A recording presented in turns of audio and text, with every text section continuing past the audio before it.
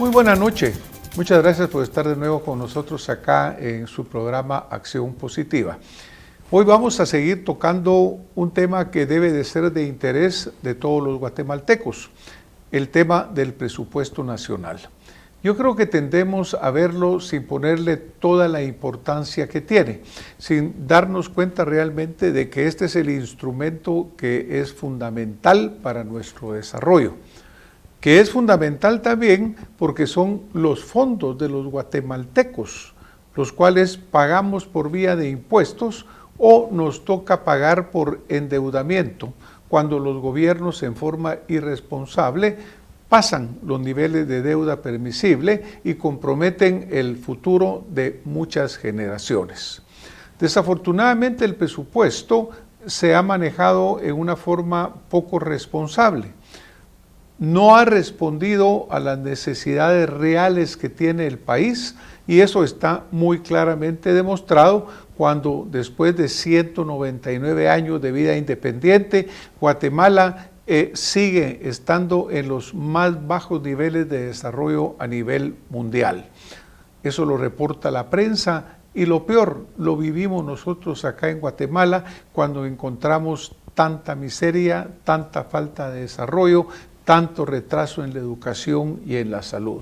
El día de hoy he invitado a 3 distinguidos diputados al Congreso de la República, de diferentes partidos políticos, miembros de la Comisión de Finanzas, porque me interesa conocer de cada uno de ellos cuál es la posición, cómo la visualizan dentro de su línea ideológica, cómo es posible distribuir adecuadamente los fondos del pueblo de Guatemala y evitar que sigan siendo presa de la corrupción, que se pierdan en un gasto escandaloso por parte de instituciones gubernamentales con 0 resultados.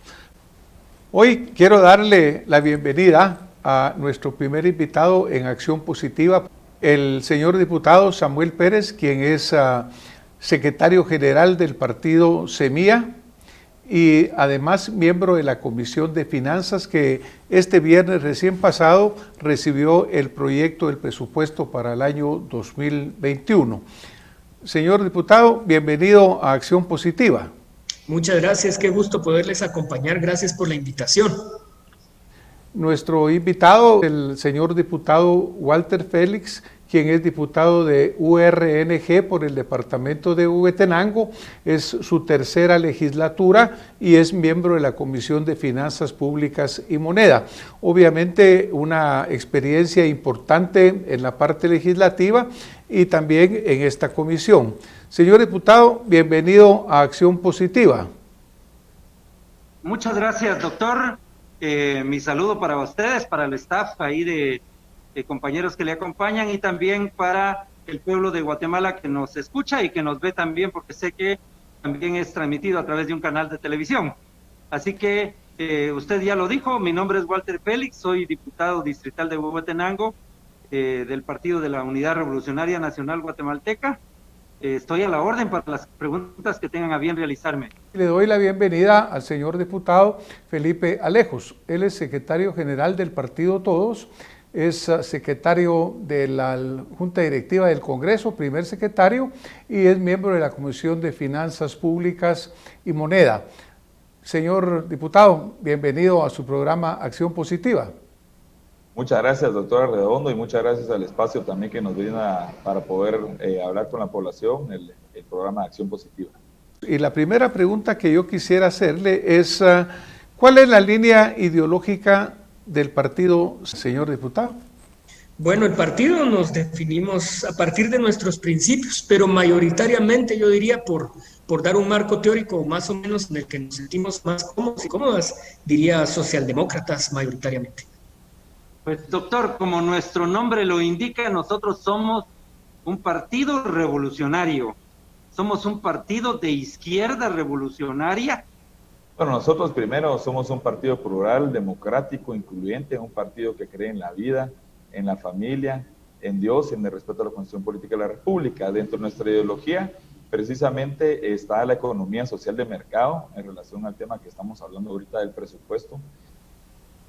Gracias, señor diputado. La pregunta que yo se la hacía es porque cuando ustedes reciben el proyecto de presupuesto, es un presupuesto que casi se va repitiendo año tras año, que se enmarca dentro de unos lineamientos y que obviamente la pregunta sería, ¿considera usted que este proyecto de presupuesto como está configurado, como está propuesto, se enmarca dentro del lineamiento ideológico de su partido y dentro del análisis que ustedes tienen de las necesidades de Guatemala? De acuerdo, me parece una pregunta muy oportuna y yo creo que además nos satisface que ese sea el enfoque, porque regularmente el presupuesto se suele ver como un botín y en realidad es la expresión objetiva, la expresión más objetiva de las prioridades de las políticas públicas de un gobierno. Y a veces se ve simplemente como una cantidad de dinero fija a repartir, pero en realidad debería mostrar en todo caso las prioridades de los principios ideológicos, de cómo un presidente en todo caso concibe dónde debiesen estar las prioridades del país. Para nosotros el presupuesto que se propone de parte de este Ejecutivo no tiene nada que ver con lo que nosotros veríamos como un presupuesto ideal, entendiendo la línea ideológica del partido. Pues nosotros creemos que hay un rol que se le asigna al Estado. Creemos obviamente que el mercado es quien le corresponde asignar los recursos de manera eficiente, pero cuando reconociendo las fallas que tiene y las imperfecciones que muestra, el Estado tiene que entrar a corregir y a fortalecer el mercado. Y en todo caso, este presupuesto, en lugar de hacer una asignación más eficiente o procurar una mejor asignación de los recursos en la economía, lo que está haciendo es sirviendo para la concentración o lo que a veces se llama como redistribución, pero hacia arriba, ¿verdad? Fomenta la desigualdad. Después de pagar impuestos, las personas en la sociedad guatemalteca vamos a tener mayor pobreza y mayor desigualdad. Es decir, la función del Estado en la reasignación más eficiente de los recursos no se está cumpliendo con este presupuesto, ¿verdad? Debe ser enfocado sobre todo asumiendo, lo que hace este presupuesto es que asume que la crisis económica termina con el año fiscal, y no es así. Entonces ya de una vez empieza a hablar de reactivación económica sin tomar en cuenta que Guatemala no ha salido de la crisis todavía y debiese tener un componente fuerte de mitigación de la crisis a partir de priorizar a las personas, y lo que hace es priorizar carreteras, ¿verdad? Entonces no se adapta para nada a la visión que nosotros tendríamos de un presupuesto ideal. Bueno, nosotros consideramos que no, absolutamente no. La propuesta de presupuesto que nos han enviado al Congreso de parte del Ejecutivo es una propuesta de presupuesto que no resuelve los problemas que tenemos actualmente, particularmente a partir de lo de la pandemia, pero tampoco sienta bases para resolver los graves problemas estructurales que afectan al país y que son los que en todo caso generan las grandes desigualdades que tenemos en Guatemala. Este presupuesto no va dirigido a resolver, por ejemplo, todos los problemas sociales, no va encaminado a eso. Es un presupuesto que, si lo analizamos detenidamente, nos vamos a dar cuenta que la propuesta de reactivación económica que nos están presentando es una propuesta de reactivación que favorece a los mismos sectores tradicionales de poder en Guatemala, porque todo va encaminado a dotar de recursos especialmente al CACIF y a Fundesa para el impulso de, por ejemplo, de la infraestructura, toda la obra de infraestructura. Este presupuesto para nosotros no representa una solución a esos problemas. Además de eso, doctor, este presupuesto es altamente deficitario. Están apostándole a que la recaudación económica del 2021 va a ser más o menos de 61,000 millones de quetzales aproximadamente. Nosotros consideramos que no es objetivo esto que están planteando, pero nos están pidiendo 99,700 millones, o sea, 99 millardos de quetzales, y luego hay dos artículos más, el 105 y el 106, que amplían un poco más el presupuesto, con el agravante que el artículo 106 no dice de cuánto es la ampliación, y que solo nosotros tenemos que autorizar que el Ministerio de Finanzas haga esta ampliación y distribución de los recursos, o sea, un cheque en blanco para ver qué sale. Eso no lo podemos aceptar nosotros. Y hay un endeudamiento, porque el presupuesto se pretende financiar en un 30%, más o menos, un poquito más, ¿verdad? Se pretende financiar con más deuda. Bueno, nosotros citamos recientemente al ministro de Finanzas a la bancada y le dejamos conocer nuestra postura, y nosotros, la postura del partido político de todos es que no va a apoyar el presupuesto como ha sido presentado de esta naturaleza. Realmente a nosotros lo que nos preocupa de sobremanera es el tema del endeudamiento que estaríamos incurriendo. Estamos hablando que son más de 30,000 millones de quetzales en endeudamiento. Ese endeudamiento, acorde con lo que platicamos con el ministro de Finanzas, me indica que solo un 33% es para inversión. Normalmente cuando las naciones, en este caso, recurren a un endeudamiento es para poder invertir y mejorar las condiciones de vida en este caso, todos los guatemaltecos.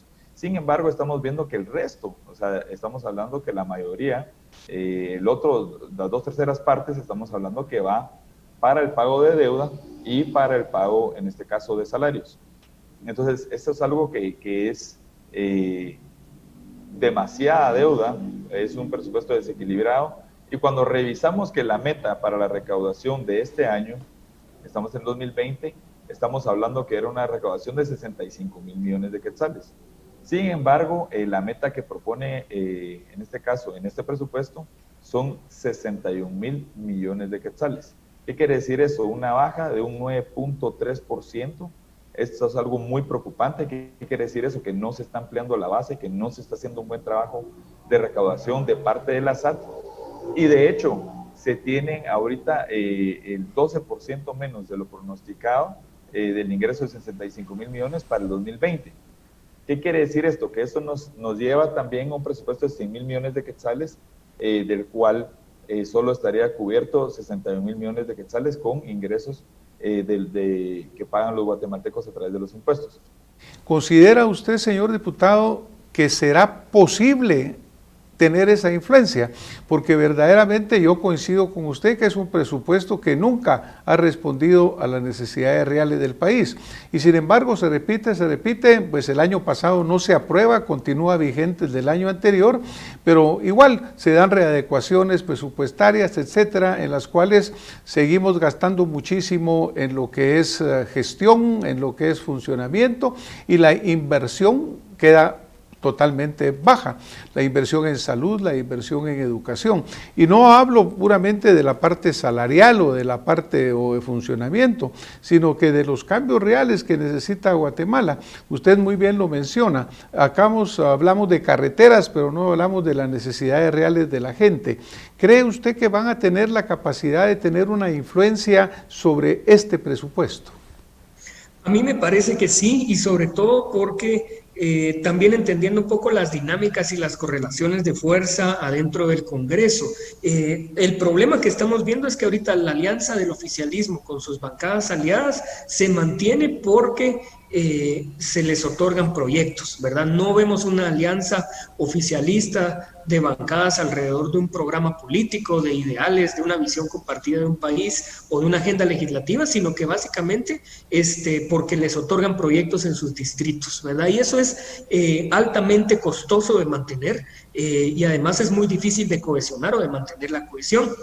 Y justo en el presupuesto se quiebra ese tipo de alianzas, ¿verdad? Porque cada uno va a intentar jalar sus intereses en lugar de pensar en una visión más estratégica o más sistémica del presupuesto como una política pública, ¿verdad? Entonces yo creo que sí hay un espacio importante de influencia a partir de también hacer digamos, intervenciones responsables con información suficiente a partir de lo que se ha mostrado de la ejecución hasta este momento, pero también de lo que debiesen ser las prioridades como consecuencia de lo que vivimos ahorita con la pandemia, ¿verdad? Yo creo que sí hay oportunidad de poder incidir en el presupuesto, por lo menos desde la comisión. ¿Cómo no? Doctor, este presupuesto, así como está, para mi bancada no es aprobable. Y consideramos que si hay voluntad política de la parte oficial y sus aliados, quizás podamos entrar en un proceso de discusión y negociación, digamos, del presupuesto, porque ya aquí con nosotros, usted sabe que aquí la parte técnica ya no es tanto la que prevalece, sino la parte política. Entonces, yo le digo, si hay voluntad política para que se cambien ciertos rubros, nosotros con mucho gusto estamos dispuestos a someternos a este proceso de discusión que ya lo estamos iniciando en la Comisión de Finanzas. Pero si no hay voluntad para hacer estos cambios, nosotros queremos dejarlo muy claro, en el presupuesto vamos a priorizar principalmente los temas sociales. A nosotros nos interesa fundamentalmente que con el presupuesto se contribuya a resolver los grandes problemas sociales que tenemos en este país, que podamos hacer un presupuesto. No le puedo decir que tenga totalmente un enfoque de niñez y adolescencia, pero que esté tomada en cuenta la niñez, porque lo que están dejándole ahí para el tema de la gran cruzada nacional contra la desnutrición crónica es de verdad una pichicatería. No es cierto que con eso se va a resolver el problema de la desnutrición, y tendríamos que obligarlos a que se sienten a negociar para que podamos evitar que vaya a ser un presupuesto nuevamente, repetir como usted dijo lo mismo. Además, el presupuesto así como viene, un 60% más o menos es para gastos de funcionamiento del Estado. Es muy poco lo que se está pensando en la inversión, y mucha de la deuda es para pagar más deuda, y eso tampoco nos corresponde como país. De manera que nosotros, doctor, consideramos pues que si hay esa voluntad, podemos entrarle al proceso de discusión, podemos cambiar algunas cosas, priorizando, repito, la agenda social. Bueno, en este caso yo no veo una flexibilidad de parte del Ejecutivo en cuanto a poder hacer estos cambios respectivos. Sin embargo, considero que los pasos a seguir son, en este caso, el análisis de parte de la Comisión de Finanzas, de la cual yo soy parte, y también pues otros 21 diputados. Considero que ahí debe haber una discusión amplia. De hecho, el día de mañana empezamos con audiencias. Yo considero que ahí en ese seno debe de empezar esa discusión para ver si en dado caso pudiéramos lograr un presupuesto, como reitero, más equilibrado, y que vaya en este caso dirigido más a, como reitero, en la inversión hacia la persona, hacia el ser humano, que es la política que nosotros creemos. Creo que la postura del Ejecutivo es una postura poco flexible en relación a este tema, pero sí importante. También yo no veo condiciones políticas después de la cantidad de préstamos que nosotros aprobamos para apoyar en el caso de la pandemia, en donde está habiendo una baja ejecución presupuestaria, en donde toda la población se pregunta en dónde está el dinero. Sinceramente yo no veo tampoco a los diputados, si son inteligentes, votando por un presupuesto de esta naturaleza, porque lo que va a pasar es que van a haber manifestaciones en el Congreso de rechazo de parte de la población, y con toda la razón, no solo en el Congreso de la República, sino también en la Casa de los Diputados distritales especialmente. Esto es algo que ha sucedido y que puede volver a suceder, y también considero yo que en la misma Casa Presidencial. Entonces, ojalá que en este caso el Ejecutivo tome una postura también más flexible, podamos encontrar, como reitero, un presupuesto que no se salga también de todos los parámetros macroeconómicos de las agencias calificadoras, como Standard & Poor's, Fitch y Moody's, que son las que nos califican. O sea, no podemos tener un presupuesto con un 5% de déficit fiscal, no podemos subir nuestra deuda a un 34% del Producto Interno Bruto. Bueno, y ahora hablemos por qué. Cuando nos vamos a los números, me dice el ministro, bueno, estamos subiendo del 14% a un 20% en inversión, que es algo que nunca se ha dado. Ok, perfecto, pero ¿cuánto significa eso del total de nuestra economía? O sea, llámese el Producto Interno Bruto. Y entonces hace la suma y me dice es un 3.35%. Entonces, ese 3.35% realmente es algo que no viene a hacer un cambio sustancial en nuestro país para el nivel de endeudamiento al que se está recurriendo. Definitivamente, en la ampliación presupuestaria que se hace relacionada con el COVID-19, se habla de casi 20.000 millones puramente de ampliaciones presupuestarias.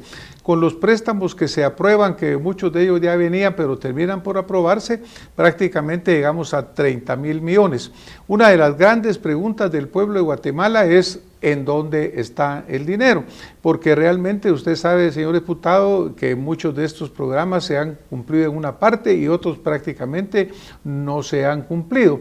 Y sin embargo, ahorita cuando se habla en este nuevo presupuesto, se destinan 4.500 millones para una reactivación económica, un presupuesto específico para ello. Entonces, ¿cómo le va a responder o cómo le respondería usted a la gente que votaron por usted, a la gente que cree en su partido? ¿Cómo le respondería si le preguntaran en dónde está el dinero? Sí, buena pregunta, la verdad. Yo creo que nosotros hicimos un trabajo de fiscalización que de hecho ahí está en la página de la bancada cuando quieran revisarlo con ese título específicamente de dónde está el dinero, porque vemos que de las ampliaciones habían algunas que eran importantes hacer y que más han sido problemas de ejecución, lo que está entorpeciendo, digamos, la evidencia de dónde podría estar los recursos que se aprobaron, que son las ampliaciones para el bono familia, por ejemplo, el Fondo de Protección del Empleo y el Crédito para Capital de Trabajo, que son los tres grandes programas que sirvieron para mitigar un poco la crisis económica, aunque obviamente tienen problemas de ejecución. Pero el más importante y el que sí nos causa dudas serias es una ampliación que se hizo, que es el decreto 20-2020, que era una ampliación de 5.000 millones de quetzales, que iba para cualquier cosa menos la crisis. Esa pagaba un montón de salarios, iba para consejos de desarrollo, para carreteras, para pago de deuda externa. Y el problema de esto es que con la bancada consideramos que esto fue aprobado de forma ilegal, no tenían el quórum suficiente, entre otros problemas. Incluso nosotros presentamos una acción de inconstitucionalidad y amparos también contra esta aprobación. Entonces, no solo creemos que es ilegal, sino que totalmente mal enfocado. Pues mire, doctor, yo creo que cada quien en lo que le corresponde. A los diputados lo que nos corresponde es fiscalizar dónde está el dinero, cómo se invirtió el dinero, es decir, cómo se cumplió con lo que quedó establecido en los distintos decretos ley que fueron aprobados en el Congreso de la República. Entonces, nosotros lo que nos corresponde es efectivamente fiscalizar. A quien tenemos que pedirle cuentas, si lo estamos haciendo, es al Ejecutivo, porque son ellos los encargados de la ejecución, de la implementación de estos decretos ley. Son ellos los que tienen que responder. Algunos de los ministros no han querido darnos la información como corresponde. Algunos otros han dado informaciones parciales, pero todavía no tenemos un informe detallado de cómo se invirtieron los recursos. También tenemos conocimiento de que hay recursos, por ejemplo, que nosotros dejamos para que fueran distribuidos a través del CHN, que es el Crédito Hipotecario Nacional. Son recursos que el banco no ha podido ejecutar y lo que hicieron fue trasladar estos recursos a otros bancos privados, ¿verdad? O semiprivados, y con justa razón le puedo decir, ¿por qué? Porque de los 10 programas que se crearon para poder apoyar a la gente en este tema de la pandemia, hay lugares donde solo ha llegado uno de los 10 programas. Hay otros lugares donde no ha llegado nada, doctor.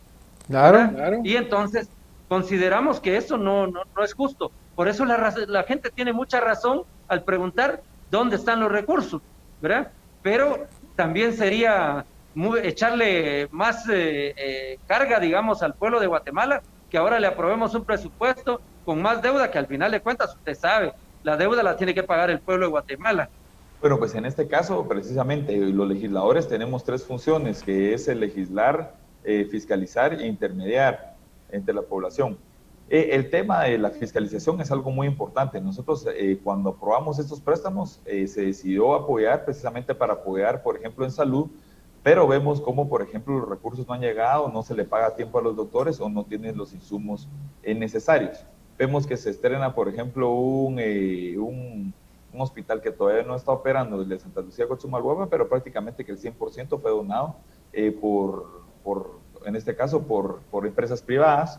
Entonces, nos hacemos esa pregunta, ¿en dónde está el dinero? Nosotros hemos enviado ya, hemos solicitado información, en este caso a la Contraloría General de Cuentas, hemos citado también al ministro del MIDES en cuanto a por qué ha habido un retraso muy fuerte.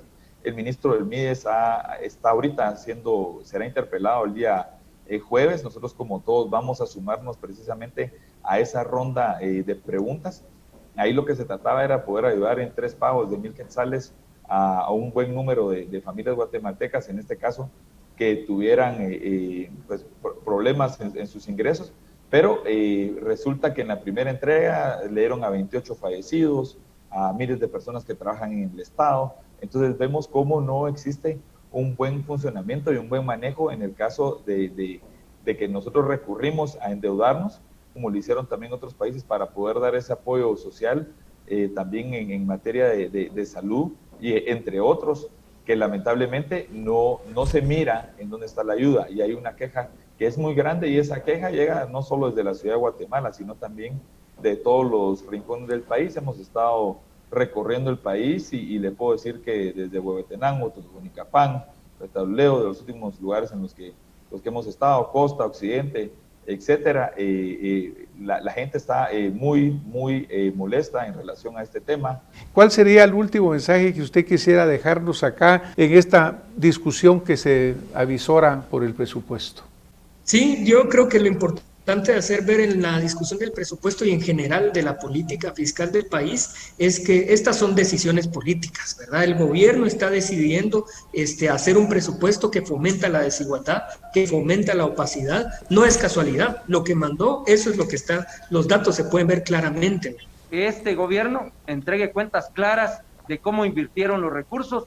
Nosotros consideramos que ya a partir de que ya no haya estado de calamidad pública, ya se acabó toda esta posibilidad, lo ampliaron un poquito más, ¿verdad? Un mes más, que la gente dice, bueno, es para seguir robando. Por cierto, por favor, no vayan a aprobar de nuevo un estado de calamidad que ha sido usado como una cortina de humo sin resultados positivos y que verdaderamente nos ha quitado muchas libertades. Muchas gracias por la oportunidad, y nosotros no apoyamos el último prórroga del estado de calamidad y no aprobaremos ningún otro para que la población tenga conocimiento de ese tema. Muchas gracias por este espacio. Muchísimas gracias por haber compartido con nosotros esta noche, y pues nos vemos próximamente con más Acción Positiva.